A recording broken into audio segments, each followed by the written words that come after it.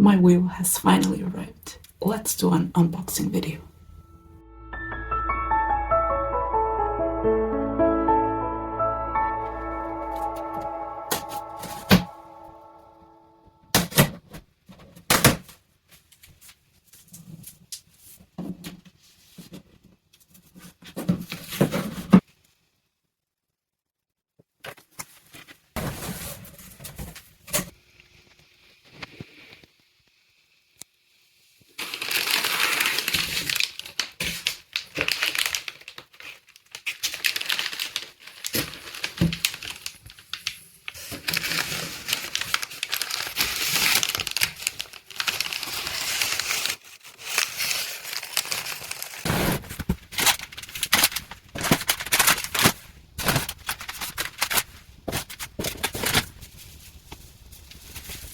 Not quite sure what this one is.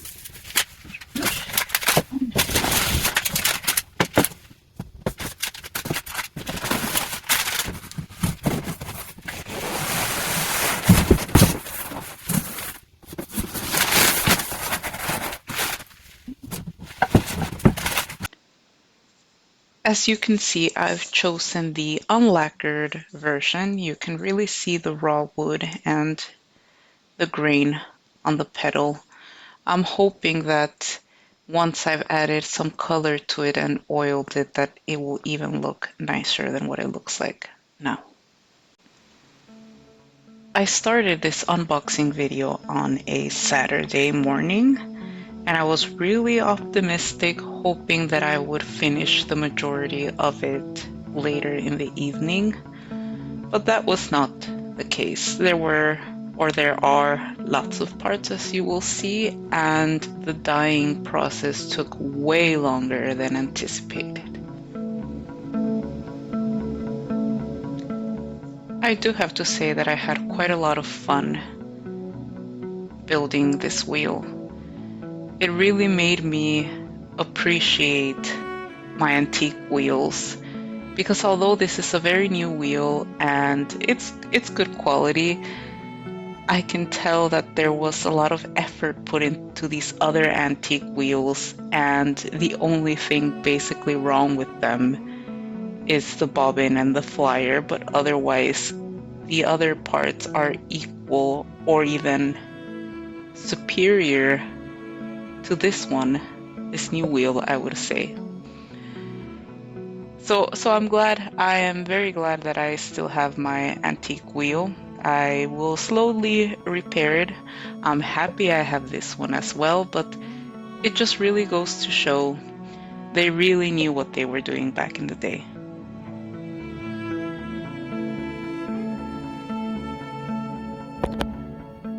So I've been very unsure as to how I want to treat this. That's why I wanted to open everything now and see what kind of grain of wood I would get.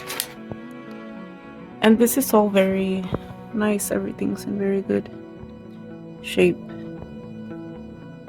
So I think I'm leaning towards giving it a dark antique looking brown color.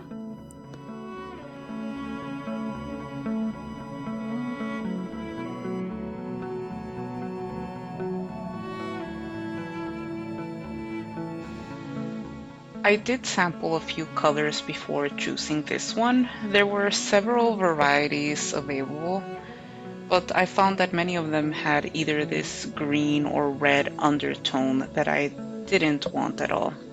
This one is just a bit more earthy, plain dark brown. I'm very happy with this color choice. Now, this whole process took me the whole day, and I think it's because many of these parts, they are made from birch, and they were just sucking up all of the pigment and all of the oil, and there was absolutely no end to it. So at some point I just decided to leave it as is. Normally 2 or maximum 3 layers of oil work just fine, but I feel like I could have even done way more. But since I'm impatient, I just left it as is. The nice thing about this method is that you can always come back to it, add a little bit more tint, a little bit more oil, and there's really nothing lost. So I just went on and left it to dry up overnight before I continued to wax it the next day. And here it is, all of their parts in their glory, painted or not painted, but stained and oiled and almost ready to be assembled.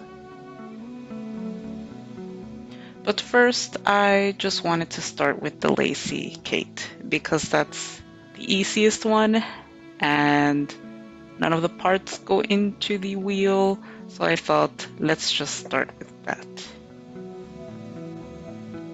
But before I can get into any of the assembling, I still have to wax these parts and let the wax sit for a bit and then buff it out.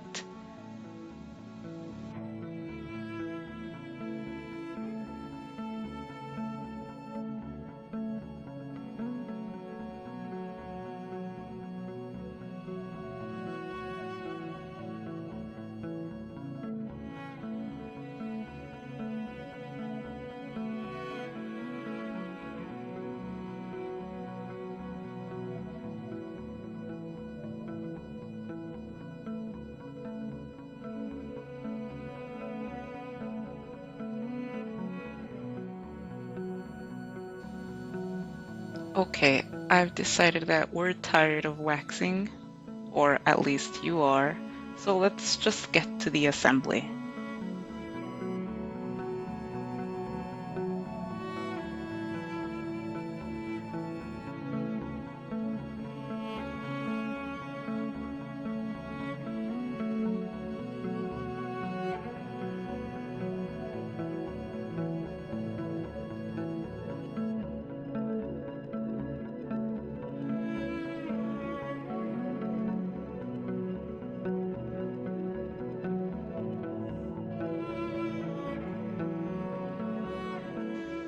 And this is me not having enough strength to assemble the easiest part of this whole project.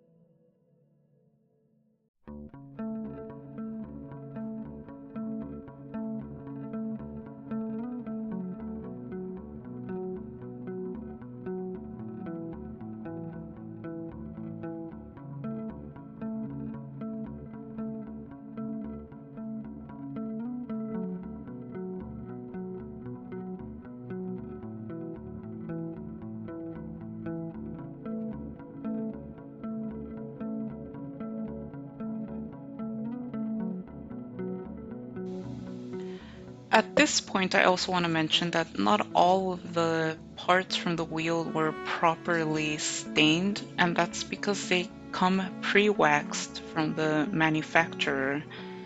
And that's fine because those parts are supposed to be waxed and I didn't want to clean it. I mean, that would defeat the purpose. So I just left it as is. It looks a bit discolored in some places, but that's part of the wheel, and as the wax wears off, I can also choose to stain it and oil it and wax it again. So it's absolutely no problem at this point.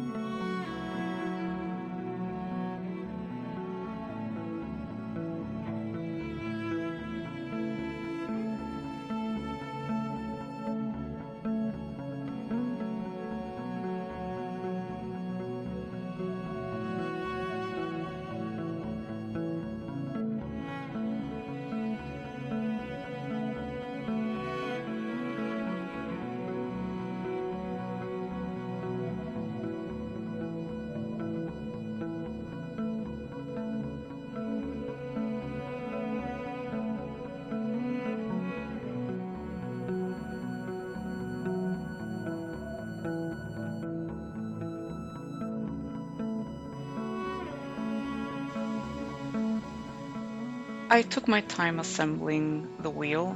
There are for sure a lot more moving parts than in my other antique wheels.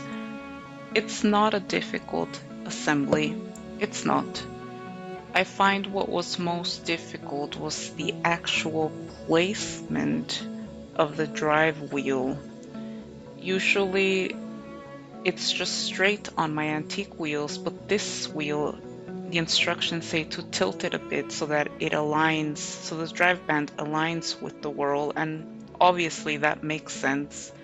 But I didn't realize that this is how this wheel was, and you basically have to move the parts on the side to align the wheel.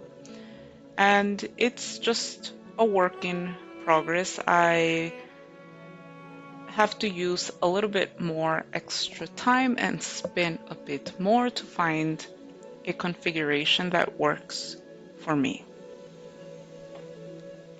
And like all wheels, they all have their own little quirks, and I just have to learn how this one works.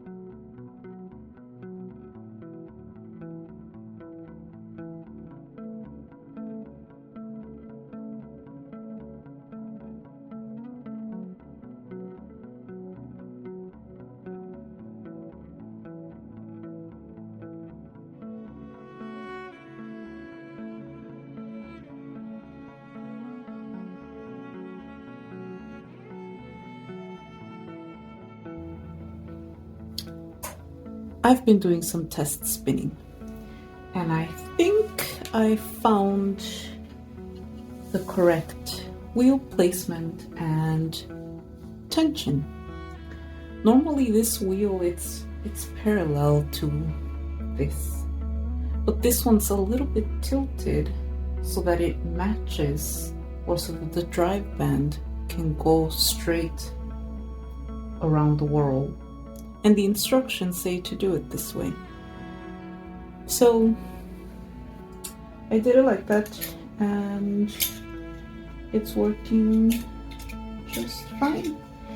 I'm using some of my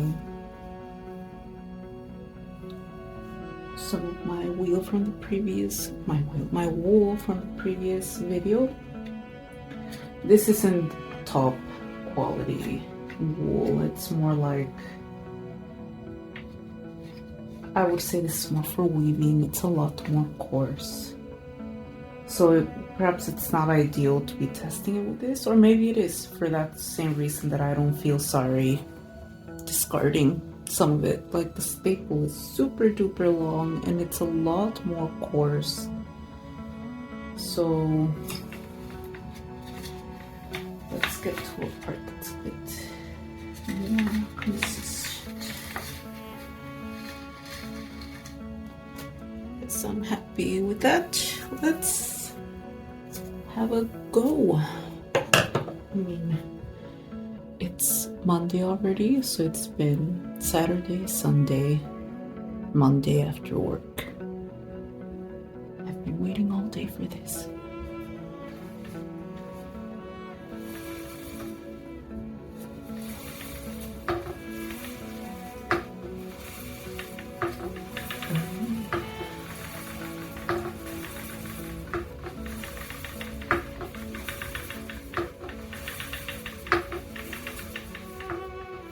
What do you think?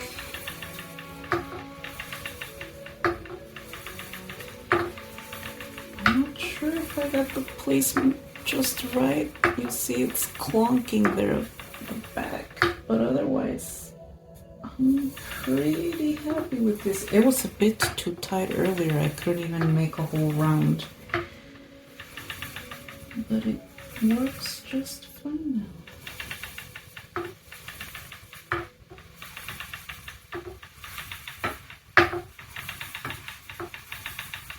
I'm happy.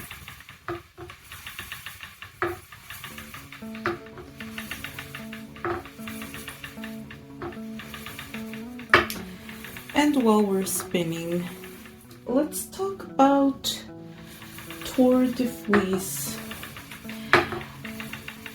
I like the idea of spinning like a crazy person during the summer. I do. My issue is that I like doing other things in the summer as well. Not just spinning, but just being outside in the garden and doing other things. And, well,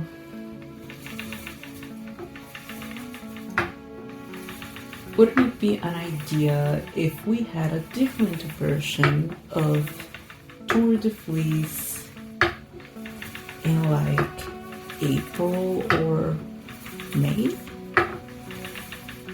I mean, it doesn't have to be a competition. Maybe it could be some sort of other event for those of us that can't spin during the summertime.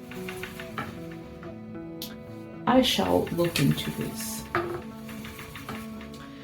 Okay, it's for sure clunking at the back. I need to still play around with the placement here. But I'm making very nice, consistent yarn, so that should count for something, right?